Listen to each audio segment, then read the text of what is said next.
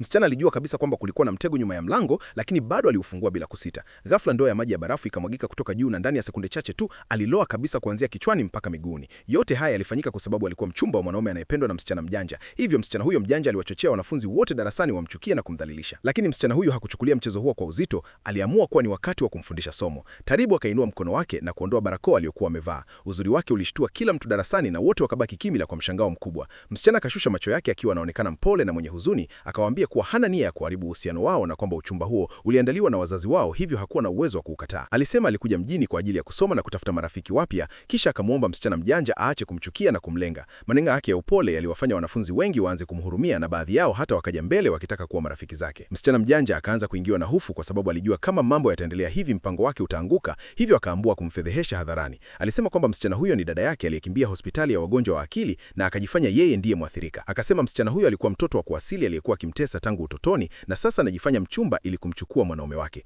Mara moja darasa lote likabadilika na wanafunzi wakaanza kumtukana msichana huyo, baadhi yao hata wakataka kumfukuza darasani. Lakini msichana huyo alibaki mtulivu na kusema hana nia ya kumpokonya mtu yoyote mchumba wake. Kisha akauliza swali rahisi, kama kweli anatoka hospitali ya wagonjwa wa akili, inawezekanaje kutoka humo kwa urahisi? Maneno hayo yaliwashanya wanafunzi waanze kufikiria na shaka ikaingia mioyoni mwao, wakaanza kumkosoa msichana mjanja kwa sababu ya wivu na uongo wake. Msichana mjanja akaanza kupoteza utulivu, lakini msichana huyo aliendelea kuzungumza kwa utulivu akisema huenda msichana mjanja anaogopa kwamba hastahili kupendwa na mwanaume huyo. Maneno hayo yakavunja kabisa kujifanya kwake. Msichana mjanja akakasirika sana, akatukana na kukimbia kumshambulia akitaka kumsukuma chini. Lakini wakati huo msichana huyo aliona mtu akija korinoni. Alikuwa ni yule mwanaume. Msichana akamkaribia msichana mjanja na kumwambia kitu kwa sauti ya chini, kisha akajirusha nyuma moja kwa moja mikononi mwa mwanaume huyo. Ghafla sura yake ikabadilika na kuwa ya hofu kama sungura mdogo aliogopa, na mwanaume huyo mara moja akahisi hitaji la kumlinda. Msichana mjanja akapoteza tena utulivu na kuinua mkono akijaribu kumpiga, lakini mwanaume akamshika mkono wake na kumzuia, kisha akamtuliza na kumwambia aache.